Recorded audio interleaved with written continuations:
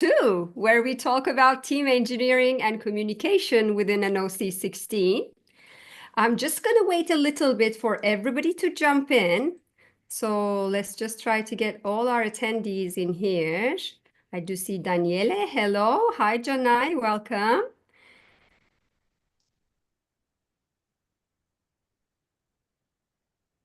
Welcome, welcome. And also shout out to all of you who are going to catch up on the recording. I know we have a lot of recording people who enjoy doing things at their own time.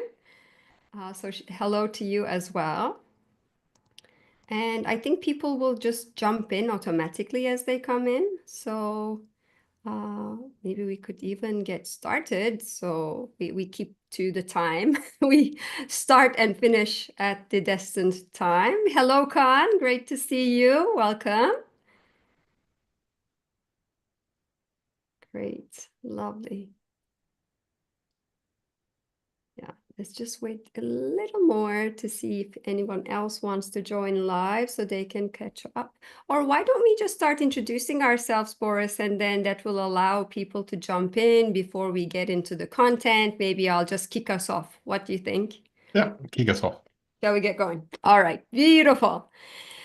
Alrighty, let us get started.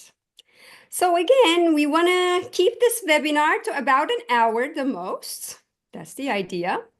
And this is part 2 of the previous webinar that we have done, where we actually spoke about an introduction to OC16 and more around the power bases and how we see a large organization from a human design perspective in business. Today, what we're going to do, and this comes from our reflection at the end of the webinar with Boris, OC16 information is so deep, we didn't have enough time to jump into engineering. How do we engineer OC16s and how do we establish the communication lines? So we said we should do part 2. So that's what brought us here.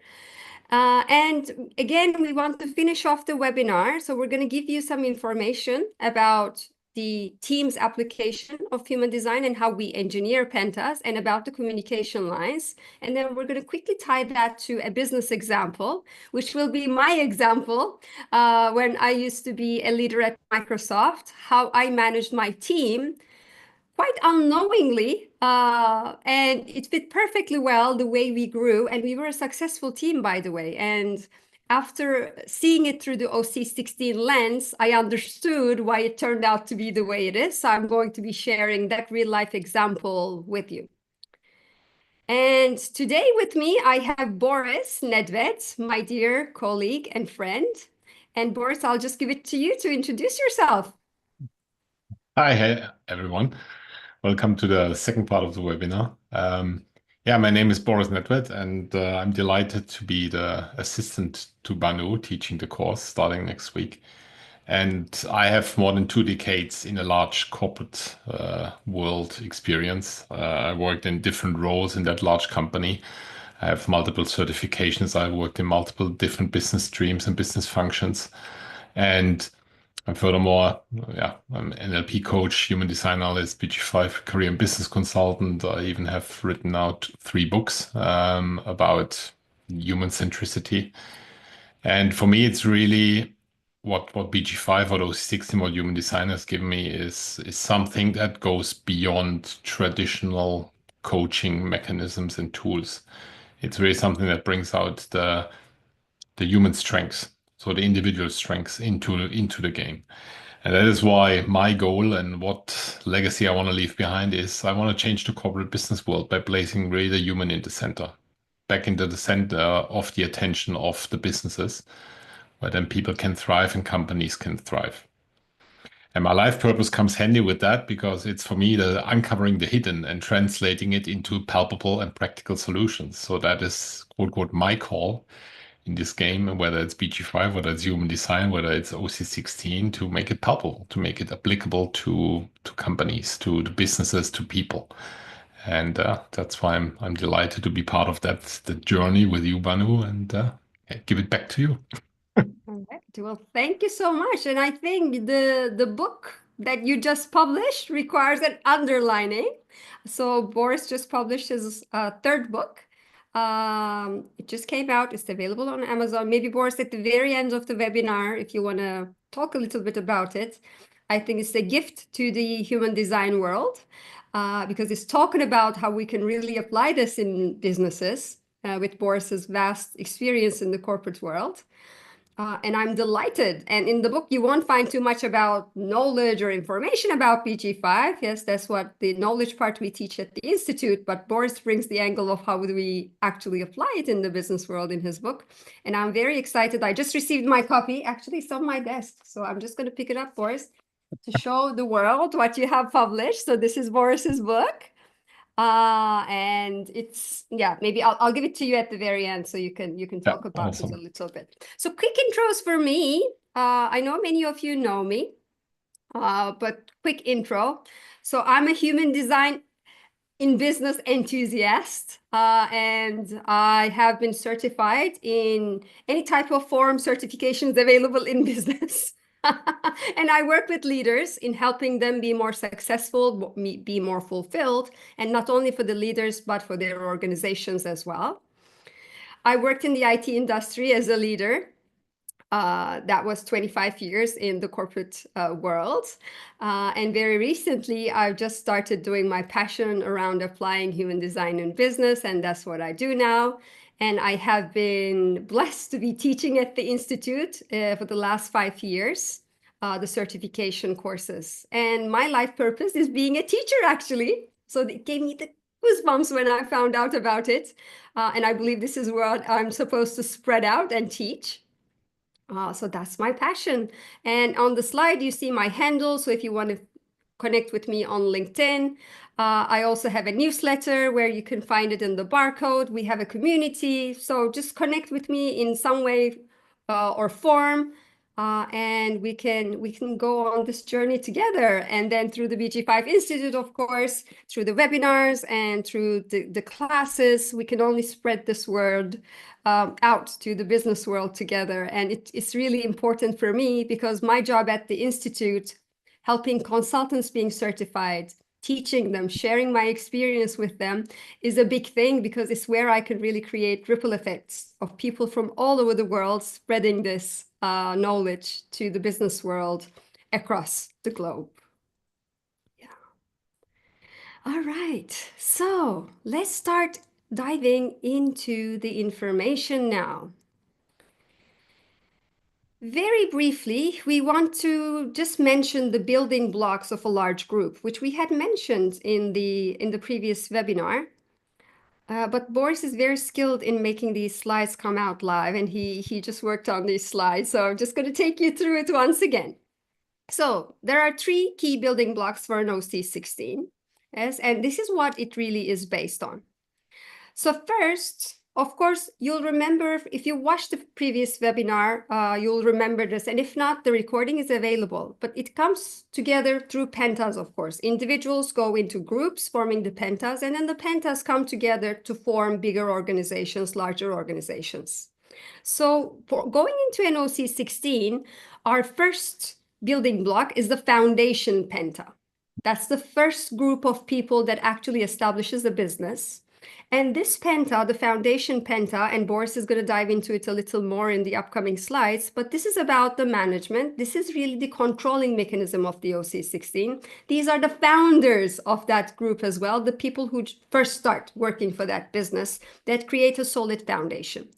Once the business starts growing, and we're going to dive into this as well, we have the expansion penta. And this is about supply because the workload becomes so much that we need to supply resources, other things that need to happen from an operational perspective as well, and take the workload away. So then we need the expansion penta as the business grows. And when it grows even further, we have the coordinating penta, which is about creating more demand because we have an established foundation. Now we have the necessary resources and operational practices in place to support it. Then we have our coordinating penta that is really going out there in the world to grow this business even further. And what happens once we establish the coordinating penta is that it creates pressure, really, and direction for the whole organization, for the whole OC16 in itself. So we're going to talk about it. that forms the OC16. And when you think about this, of course, it comes in a three-dimensional or multi-dimensional form. And all the organization is tied together under the alpha, of course. And it operates with different set of rules that we are going to be speaking a little bit about. And if you're able to really take advantage of all the dynamics that happen within a large group, you could really ride the wave of becoming a very successful business without even touching much or forcing too much, okay? Just taking advantage of the energy dynamics that are there. So Boris, could I give it to you to talk about the foundation penta? Yeah. All right. The foundation penta is basically, when you look at it, it's really the foundation. It's the basis where everything else is built upon. So it's the first penta, it's the core penta, it's the background, really the basis, and that forms what comes upwards. The core penta will change. The elements of the core penta will move to other pentas, and if you can just like click Oh, through. I'm sorry. I'm so bad with these animations. No Animations worries. are my thing. So the elements of the core penta will move to other bits of the pentic forms, the other parts of the groups, and we'll come to that a little bit later. But that is how you actually build the groups within the groups that form then the bigger organization. And it expands to provide this continuity to become departmental, to grow as a business. And the most successful way is to engineer an OC16 from a functional penta. So forming the basis, if you have a sound basis, a sound foundation for a house, for example, you can build the first floor, the second floor, and the roof upon it. If your foundation is not sound, then the first floor you might be able to build it, but then the second floor would already start collapsing because it doesn't hold. And in the foundation penta, it's really where we start looking at these departmental values, because it might have a tendency to grow. If it's a successful business, it wants to grow. And that is when this information comes in handy, and you can start looking at it and understand how you build further. So you start a business with a solid foundation, and this could be typically the founding penta, the foundational penta, and then from there you grow. And it's ideal that you have a business already since or up to 2 years, and it's really a functional penta. Everything is there before you start building on top. Because this is when typically happens as well. That's what Banu already mentioned. When it becomes so successful, there's work and work and work and work coming, and the 3 to 5 people of the foundation penta cannot handle the workload anymore. So you need to expand, you need to grow, or you say, look, I lose all the business and I scale back. That is as well an option. But if you want to grow, then the next thing is the expansion penta. But it really starts with the office stability. So you need to have a stable business. You need to have a stable out of 4 people plus the alpha, so making up the 5 people, having this solid penta, having a functional penta, really aiming that you have no loopholes in the pentic form. So everything what you need, the 12 business skills are there. And then to work with it, and over a 2 years period, then you start growing it. And that is really where it opens up the way to build, to develop the further pentas in the process. And this is now where I hand back to Banu to Yeah. bring us deeper into what happens. Yeah, so it's just like a storyline. So you have one person or maybe a couple of people starting a business, and then they need more people, so they go up to 4. And then when it grows more than that is when we start really expanding. So from our foundation penta, we start moving into our expansion and coordinating penta. So we're going to hire more people. Now, the first type of people we want to hire is going to be to handle the workload, because what happens is as the business grows, the foundation penta can no longer take care of the workload. It just grows and grows. If your business is growing and it's going to grow into an OC16, yes, and your alpha wants to grow the business into an OC16, of course. Ra spoke intensively about, like, if you're a consultant, your relationship with the alpha was what does the alpha want to do? Really is important. So assuming that the alpha wants to grow their business, they start hiring more people to take care of the workload. And then we have the expansion penta, yes, which is there to support the foundation penta. And then once we have everything stable and the expansion penta is also there, and we're coming to 9 to 10 people, that's when we start establishing the coordinating penta. So the new people that come in are going to be there to grow your business even further. Yeah. And once we have this coordinating penta, this third pillar, if I can put it that way, it really starts putting pressure now on the group to innovate, to create more demand, to grow the business. So it kind of sets the direction of the business as well. So it really makes sense, this multidimensional relationship of growing the business and how they actually coordinate together in that sense. So if we put it into a form like this, you might have seen this visual that we use for OC16, the alpha really coordinating all the pentas. This is kind of what it looks like. So our foundation penta really is connected to the WA, so the bigger organization, through this logical enforcement, which is actually making sure things happen. We have all the processes in place. We have rules and even a police to chase everything. But we establish, and then we establish a control mechanism at the same time. The expansion penta is about interaction because it's taking the overload and it's also supplying. Yes. So, and it's also, as the group is growing, this interaction becomes a very important piece. And although we can take it in the sense of interaction within the group itself, the Y itself, to me, it also has connections to the outside world as well in terms of interaction. And then the coordinating penta, as we said, put pressure, we said, and see where it's connected. It's connected through the innovation, the 360, and it's like a pressure center from down below. See how it comes in. It really puts, looks for more demand and coordinates everything and puts pressure on this OC16 actually. So that's what actually happens.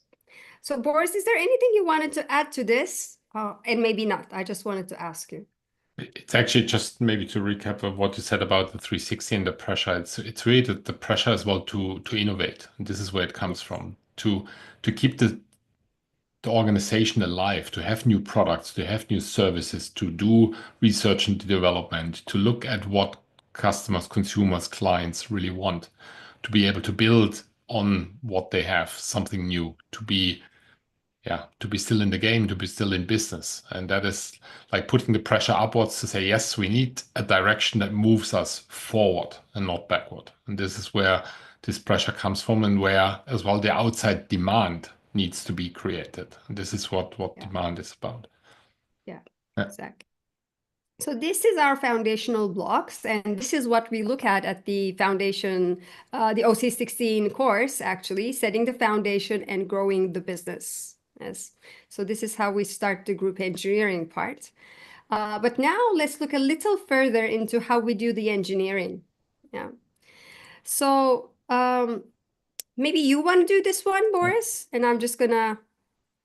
And for everybody who's here, most likely they know BG5. And when we look at BG5, like the pentic forms, the pentas, the aim is always to have no gaps, to have all the 12 business skills, they are there. And that because then the group can thrive, and it's just normal that the group would be successful. It's the outcome, the outflow of that. And the goal is really to eliminate gaps to come to a successful penta. Now, in an OC16, it's the opposite. You have the three pentas that form the OC16, the foundation, expansion, and coordinating penta, but you want to have gaps. You want the gaps and you want to engineer the gaps. So this is where you actually put then the necessary focus, the necessary work allocation, the necessary tasks into these respective teams, groups, individual people to actually fulfill the purpose of the business. And this is where there's a difference between BG5. You look for no gaps because that means gaps means dysfunctional. No gaps means functional. And in the in the OC16, actually, you look for gaps and you want to engineer the gaps. You want to make sure that there are some gaps and you arrange the gaps that you can quote unquote control them, guide them, steer them. And that is Yeah. as well what brings us into the next step and The how do you communication do lines. the Yeah. engineering, how do you use then the communication lines to like have that all coming together and all work together? Yeah, and the I just an addition to wrap this slide up is the necessity of the gaps within an OC16, and the way we can engineer it is if we want a certain or group, so a penta to be focused on something, all we need to do is leave a gap in that direction in whatever skill or focus we want this penta to have. And during my observations in in the real world, and when I went through OC16, which has been the course itself, it's been some time, but I remember from the examples we had discussed in class at that time, it really happens this way in real life. Whatever the penta is missing, that gap becomes the focus. And when I give my real life examples, I'll also try to show you how it was showing up for us. So leaving a gap is really engineering it for that penta to have focus.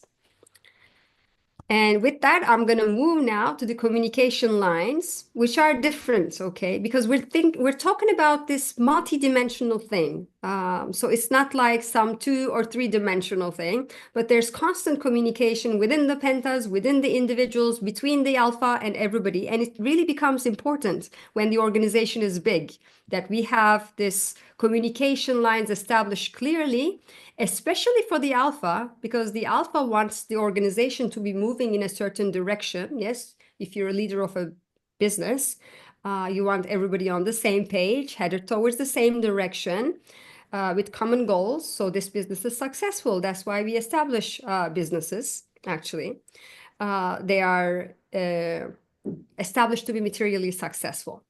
But with that, I'm just going to put in parentheses, of course, we can apply OC16 to any type of bigger organization that does something together. So it could be sports club, it could be a nonprofit organization. But all in all, whether it's a commercial organization or not, these groups come together for a purpose and they want to have a common direction and do things together. So this can be applied to multiple things. Yeah. So now let's talk about the communication lines. All right. So I'm just going to get this going like this. So we talked about the pentas. Yes.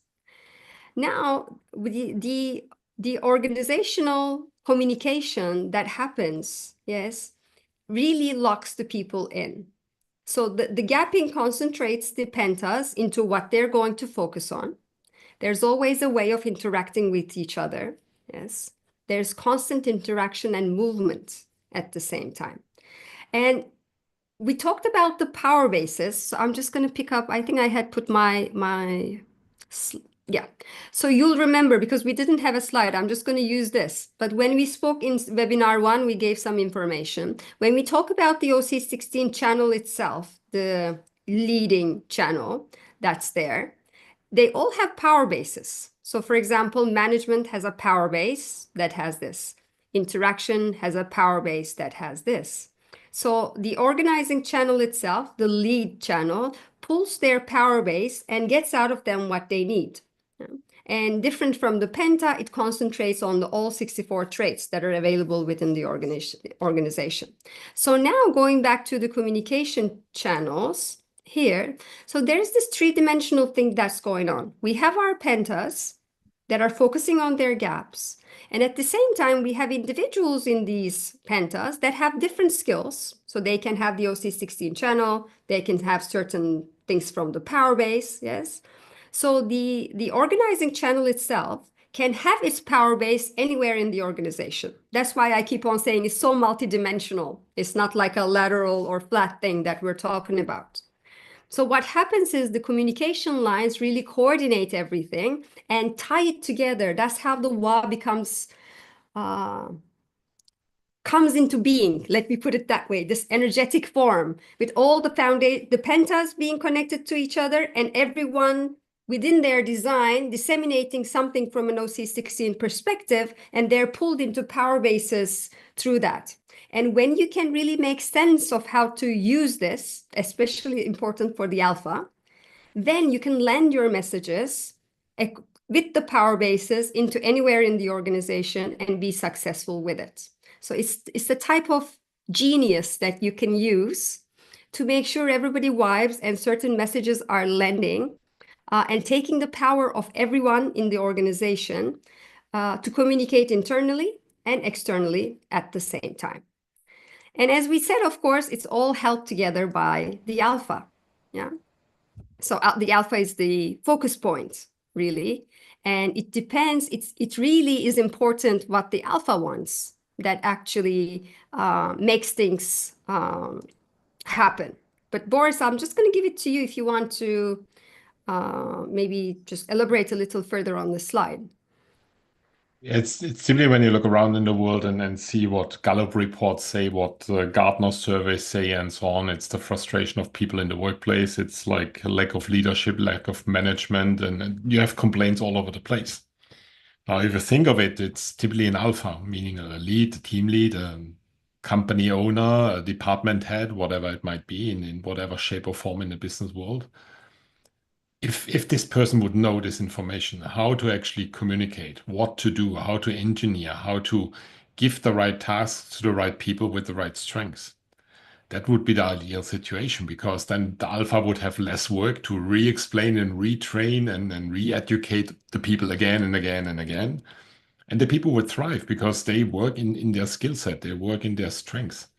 And if you give that information to an alpha, to a lead, to a business owner, company owner, department head, they would know how to reach the respective areas, in the department, how to communicate the financial results down in the financial organization, how to work with the operations department, how the operations manager or director would then be able to influence how manufacturing is done, talking to the right people in the right ways and leaving these gaps there.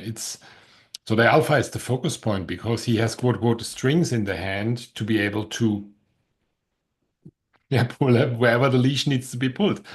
And this Yeah. is something where with that information we can support the alpha to engineer the pentas from the very beginning in the right way, or to engineer the pentas then afterwards, and how to talk to the people, how to talk to these groups, how to use the lines of communication within the six domains of an OC16 to be able to influence in the right way. That people understand it, that people know what to do, that they understand why they do it, and they feel a purpose in it. And the Mhm. best is then they are used in their strengths. They're used in their skill set that is intrinsic. So it's for me the right thing that lets everybody thrive, and it's a win-win-win situation for a company, for individuals, for teams, for the leaders. That's what it is. That's why the alpha is so important. Yeah, and we have a question in the Q&A. Palesa is asking, the department head doesn't have to be an advisor. They engineer per OC16 knowledge. And the answer is yes. So if you have the OC16 knowledge, you can pretty much land any message with the right power base, and you don't have to have it, really.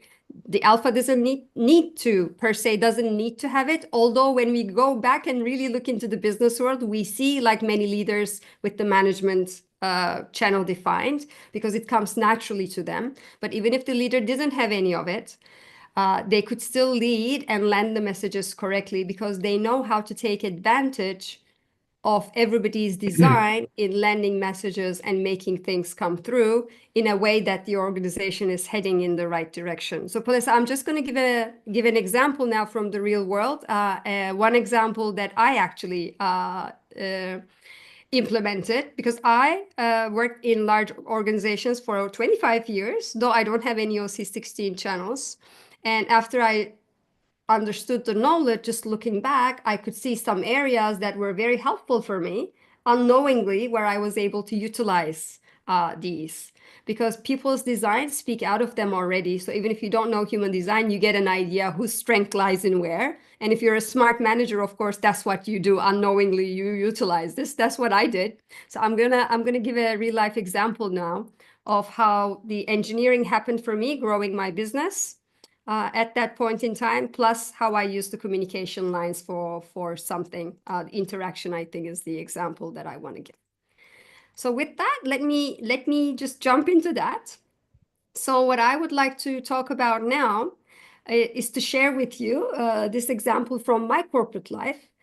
And this really coincides with the first time I became a people manager at Microsoft and had a direct team reporting to me within the hierarchy. Because sometimes you have indirect people, other teams like outsourced teams, but when you have direct reports, it morphs into something else. So this was that point in time in my career.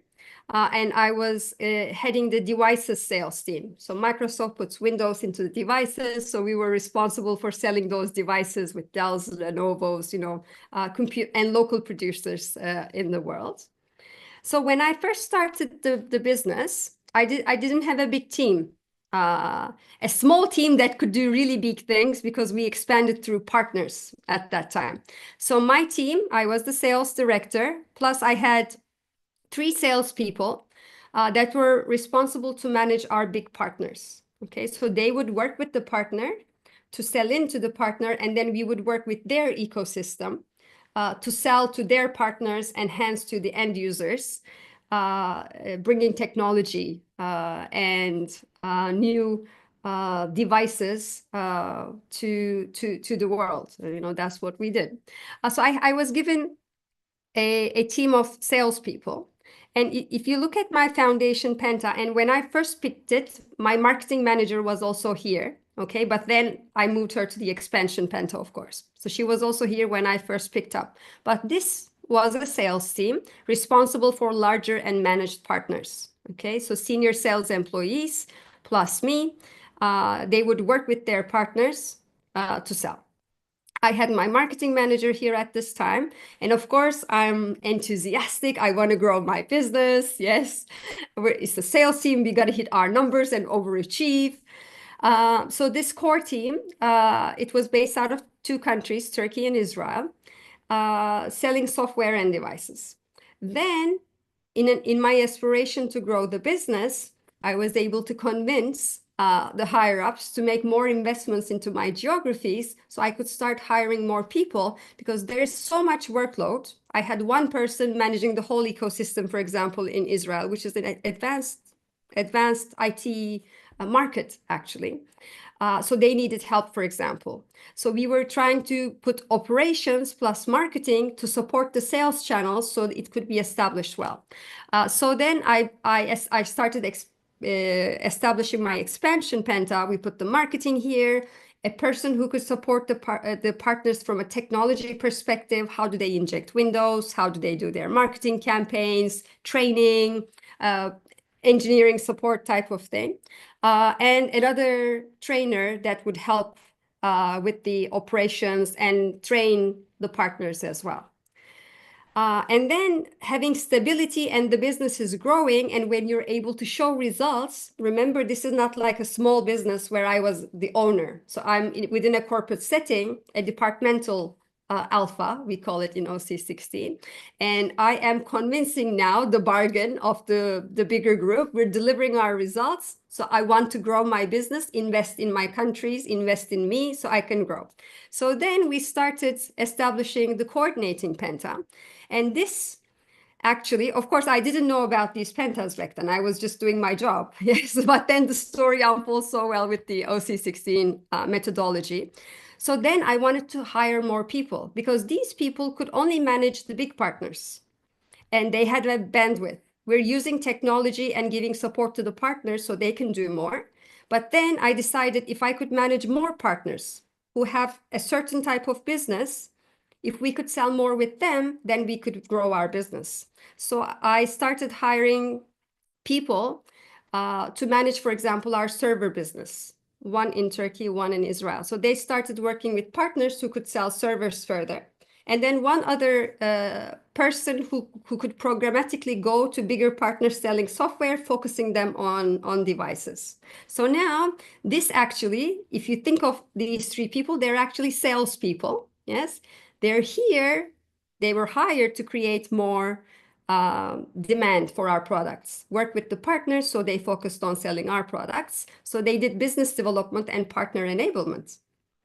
So through this, I was really able to grow the business year over year. And they also gave me other geographies, which is not in this chart. But if you're successful, of course, you're like, okay, you can do this country too. You can do this geography too. That's what happens in the corporate world. But that's how it happened. So unintentionally, or not knowingly, how the principles of OC16 worked, this is how I grew my business actually. Right, like the same way that Ra put it. It just worked like that.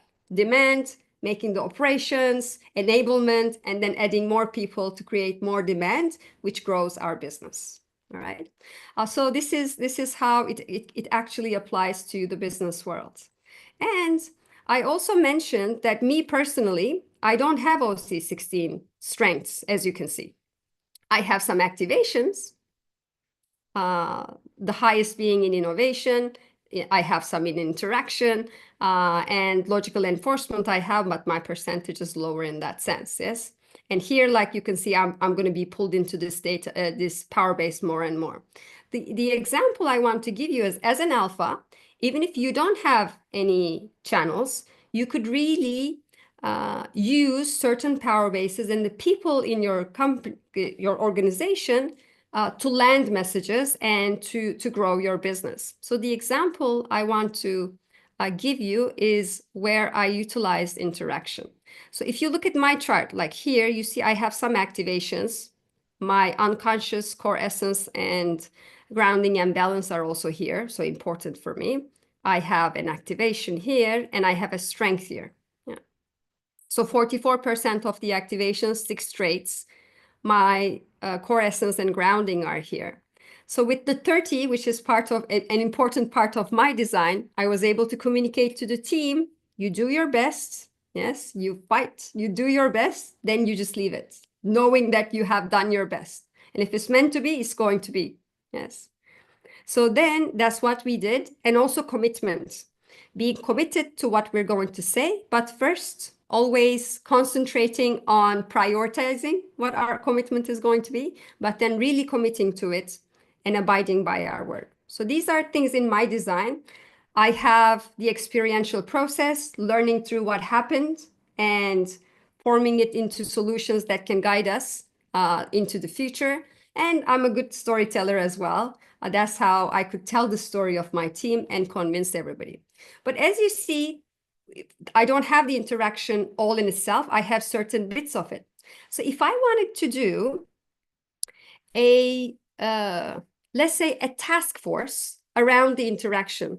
So interaction is interacting within the WA itself and also with our partners, customers. That's how I take it, interacting and forming these relationships with the larger community that we have. So I, as an alpha, having certain parts of the interaction, what I can do and what I did was look at my team and see who has activations within this power base. So for example, a person from the Foundation Penta, one of my senior salespeople, had this 59.6.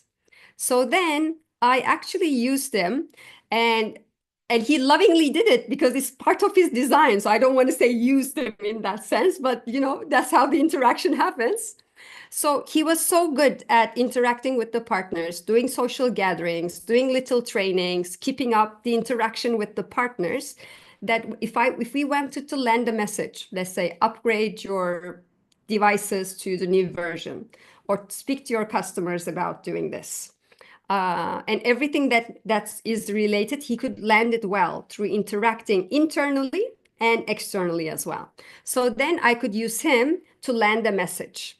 In the expansion Penta, I had this other person, such a great engineer, where he could really contribute in terms of interaction to supporting the partners technically, doing presentations and interacting with them and supporting them in bigger projects, so they felt confident. Okay, so he's interacting now with the partners to enable them in a certain way.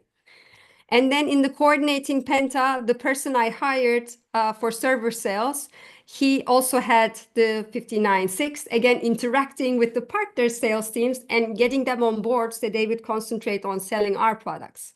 So then, although as an alpha, I don't have the OC16 strength, the whole of the channel myself. I could use the people, and based on their design, and if it's in their design, they naturally do this and lovingly do this, connecting them so we could actually land certain messages within our organization and outside our organization. So that's a small example around how these communication lines can be used to land messages and to actually make things happen within a business. So Boris, is there anything you want to add? I just wanted to give quick examples of how we can do this. I know it's a long subject, but if any additions. I mean, yeah, I would possibly go way too far now, but yes, I have the strength of logical enforcement in my design. And I was actually the global head for controls, risk and controls for global IT in that company I worked for. And it was a company of like 120,000 people and responsible ultimately for 3,952 different systems, applications, and so on that needed to be controlled so that they deliver ultimately right data, right financial data, and things like that. And there were controls necessary. And I was pulled into that, being the head of that, not even asking for it. So it was really like the OC16, the large organization, called it. It was one day I was asked if I want to do that. I was like, wow, that sounds great. I want to do it. And I really liked this job.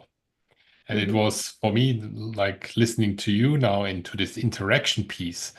That is not my forte. That is not my strength. And I did all the like the design work of how the controls, how simple and structured controls should look like, coming out of my logical enforcement. But I had others in my team that were actually propagating it, that were going to the IT functions, to the business functions of finance, of operations, of marketing and sales, and so on, explaining why this concept makes sense.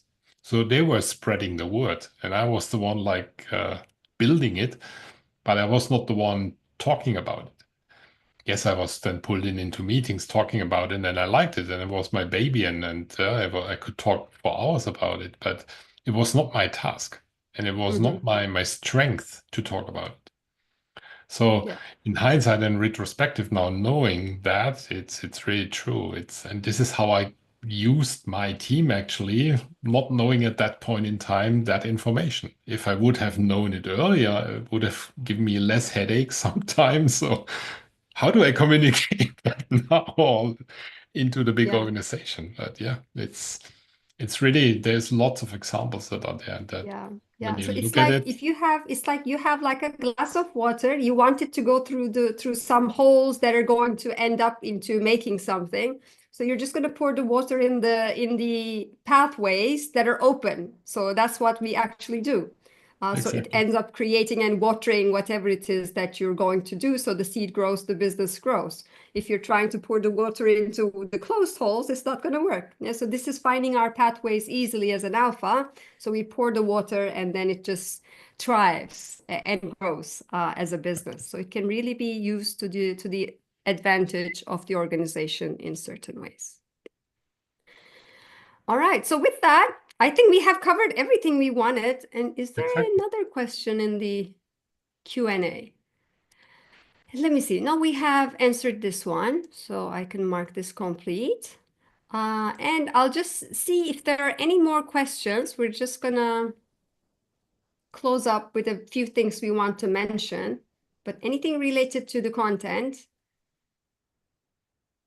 Okay, well, if you do have any questions, you can always send them, like further send them here or reach out to me, to Boris, and we'll be more than happy to answer them for you. So we want to mention about our class coming up, of course. Oh, Boris, you made such a nice... Curtain is Thank you for open. the animation.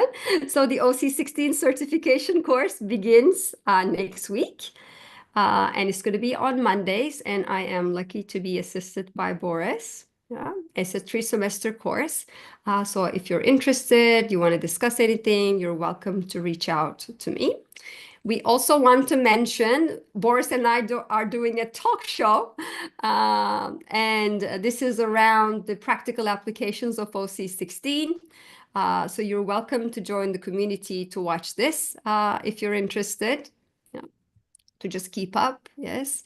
Because maybe it's not your time to do the certification yet, but you want to be involved, you want to be energized into looking into whether it serves you or not, you're welcome to join us here. And Boris, I'll also give it to you to talk a little bit. We said we would spend time at the very end for your books, book or books. I think I asked you to put a Yeah. slide on. You did. Beautiful. So, yes. Yes. Yeah, thanks, Banu. I released last week. I released my third book. The other two books, like being a builder, so being like explaining my type from my point of view, and how to actually apply BG5 knowledge in a business team context. This book, the human-centric business, is my aim to look further, to really see what is happening in the business world, where the business world is moving towards globalization, how jobs look like, what AI comes into the picture, and how that shapes the new organizations and the new organizational and business world. And from my perspective, where is the human being in that, and why new work models that, as they are discussed and exist and are talked about, for me, are not good enough.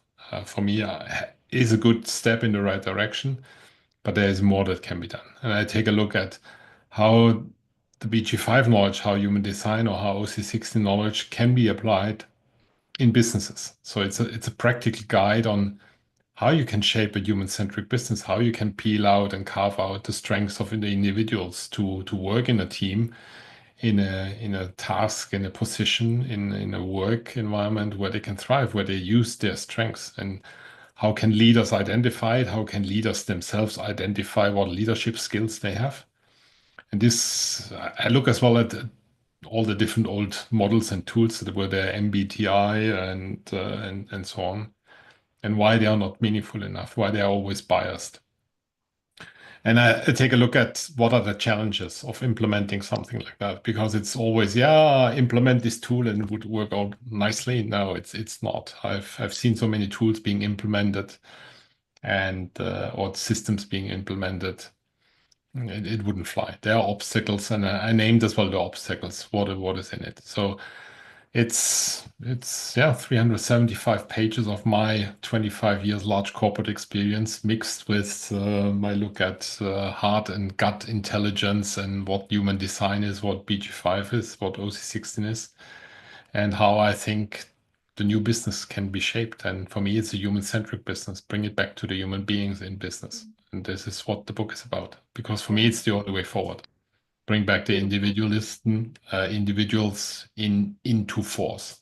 And that Yeah, is what the and book is about. beautiful. It fits so well with the changing times because we're moving into the era of the individual. We're all feeling it. So your book definitely is a great guide to business leaders to try something new that we believe really works. Yeah, so it's gonna be opening up, getting the word out there. It's especially important for all our consultants because BG5 is just picking up in the world. So it's in like it's the early starting stage. And it's going to definitely disseminate into the world. And Boris's book, I believe, is a way of the awakening the leaders to such a great tool that exists that they can utilize to be more successful, and it will be of service to all the employees that are there in that business as well. Yeah, beautiful. All right, with that, we're going to wrap up. So thank you so much for joining us. And if you're catching up on the recording, thank you. If anything is coming up, please feel free to reach out to me or Boris around the subjects, the topics, anything you're curious about, and anything around the registration or certification. The BG5BI's office will be more than happy to help you with any help that you need. Beautiful. And Janai has a question. She's asking how OC16 can be applied for an AI amplified organization. Yeah. So here is my answer, and Boris, you can actually contribute to this part as well. So AI is becoming a great thing. Although there's a lot of vibe around how it's going to replace many things happening. I think what it will really enable is taking this cumbersome workload of people's backs so they can actually thrive doing something they're passionate about and putting out their strengths. Yes. So if we gave all the operational load and everything that takes so much time uh, away from the business, then individuals can actually thrive, start to honoring their design and put their passion forward in a way that can contribute to the business creatively. Yes. That's how we can evolve. Employees being worn out by all this operational workload that's there. AI is going to support us there. And if we're able to, not specifically OC16, although it helps, just if everybody in an organization could leverage their strengths and act according to their flow, depending on their design and decision making, I think organizations could really, really thrive. Yeah. So is there anything you would want to add to this, Boris? AI is such a wide field, and Mhm. how that would evolve, nobody really knows. I looked at when I worked in the company, I was looking as well at automating things, and automation was, yeah, you do it programmatically via a program. If you have a combination of selection fields or whatever, you do something like that. So it's a 1 + 1 = 3. Boom. So it was automation, then came robotics, which was the next evolution. And then came the first steps of really artificial intelligence in a first stage. And it's a very philosophical question. And the last stage of AI is cognitive AI, meaning the AI can think, can do, start, and quote, quote, start replacing human beings. Are we there already? I don't think so. Will we get there? I don't know.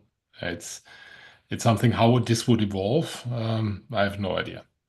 But I'm curious. I'm using AI myself for pictures, for like give me ideas for some strategies, give me ideas for context, give me ideas for content.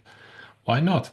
Yes, I could browse and do all the search on the internet myself, but if I have an AI like collecting all the data together, it's faster.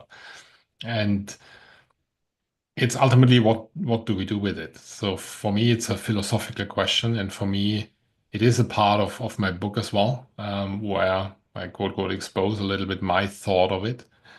I always believe that human beings will still be there and play an important role, and it should play an important role. So Yeah. this is, yeah, something. Let AI help us, but not let AI be like the ruler. That's Yeah. my vision. And then there's a second part of the question asking about how about with decentralized autonomous organizations, I'm assuming, Jana is the abbreviation. So if couple of things. So the according to human design, the with the changing era, as we're moving to the era of the individual, the the organizations of today are going to collapse, and we're seeing it. Yes, more people moving to do their own thing, more entrepreneurs, startup culture. People no longer want to work for a paycheck, and the organizations too, they're trying to do things differently. So the business world is really changing, and we're moving to more decentralized organizations in certain ways. So when Ra actually thought the information, of course, we didn't have such things. So he didn't really speak about how it would work, though he spoke about like if you're part of a bigger organization like in Awa, you go to a shopping center, you go to the cinema, so all these people together, the dynamics still work. That's what how he explained it in certain ways. So I'm assuming it could be applied to decentralized organizations in certain ways. Uh, what Ra also said was he said, this is the time that I'm teaching it, and I know I'm not saying everything about it. So he was looking for other people to come in and look into this information. And he said he was so curious around what the others could bring into the information and give it meaning. So I think as we're starting to teach this course with Boris, we're really excited with everyone joining the journey with us. We're going to bring our own interpretation and way of looking into it. And, we'll see how, if we're able to extend it as far as talking about the decentralized autonomous organizations as well, which I think in time we'll get there. Yes, as the business world changes, how we teach the course will change, but we'll see how much of a time that really takes. All right, so we are at the hour. I am thankful to all of you for being with us. And I'm hoping to see all of you in the certification course. If not now, maybe later as well. So let's keep in touch. Thank you, everybody. Goodbye.